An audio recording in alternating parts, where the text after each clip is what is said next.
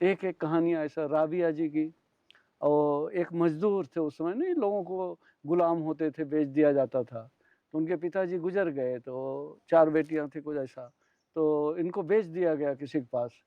तो जहाँ जो राजा इनको खरीदा था वहाँ लोग काम करते थे, ऐसे झाड़ू पोछा ये सब ये सब।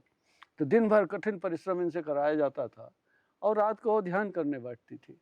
और रात को जब ध्यान कर रही थी तो जो राजा था तो आया, देखा कि उनके सर के ऊपर कोई ऐसी लाइट जल रही है। तो बोला ये तो ऐसा नहीं हो सकता, कभी हमने देखा नहीं सुना नहीं।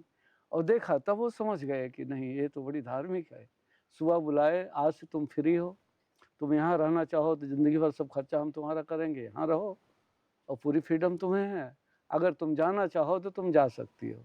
तो बोली नहीं मैं तो जाना चाहूँगी, कौन घर में रहना चाहता है। फिर वो चल दी और कहानी कहती है तो जा रही थी, मतलब परमात्मा को कोई दरबार, कोई उनकी दरगाह के लिए मिलने के लिए। तो बहुत लंबा रास्ता था और सब लोग कोई ऊँट से कोई ये जा रहे थे। इनके पास एक गधा था, गधे के ऊपर इनकी गठरी सामान रखवा दिया था उन्होंने। तो वो लेके जा रही थी और रास्ते में गधा मर गया। और इतनी बड़ी वो गठरी, वो क्या करेंगे, कैसे ले जाएंगे। तो बहुत से लोग ऐसे आए कि मैं तुम्हारी मदद कर देता हूँ, मैं तुम्हारी मदद कर देता हूँ। तो उनका क्या जवाब था, अगर परमात्मा ने मारा है तो हो सकता है मेरी ज़रूरत न हो और मुझे ही ढोना हो तो मैं ही ढोऊंगी। मैं किसी दूसरे इंसान की मदद क्यों ले लूं, जब मैं परमात्मा के साथ हूँ, उसके पास ही जा रही हूँ और उसने ही मौत और उसका जिम्मा है। और उन्होंने मारा है तो उसमें भी कोई उनकी इच्छा होगी, इसमें भी कुछ अच्छा होगा। और अपने सर पे लेके चलने लगी। कहानी कहती है वो गधा जिंदा हो गया और दौड़ के पीछे से आया इनके पास और फिर लेके गया।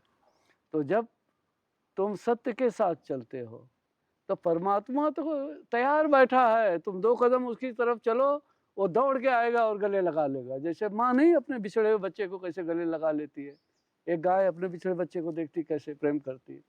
हाँ, एक कुत्ता भी होगा तो उसके बच्चे आएंगे तो किस ढंग से प्रेम दे, एक चिड़िया भी कैसे अपने बच्चे को खिलाती है।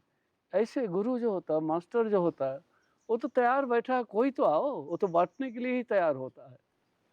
लेकिन मेहनत तो आपको ही करनी पड़ेगी ना। अब एक बार जिसको प्रेम करना आ गया तो कबीरदास जी ने कहा ही ना, ढाई आखर प्रेम को पढ़े सो पंडित होए। वो कहते हैं पोथी पढ़ पढ़ जग मुआ, पंडित भया न कोय, ढाई आखर प्रेम का, पढ़े तो सो पंडित होए।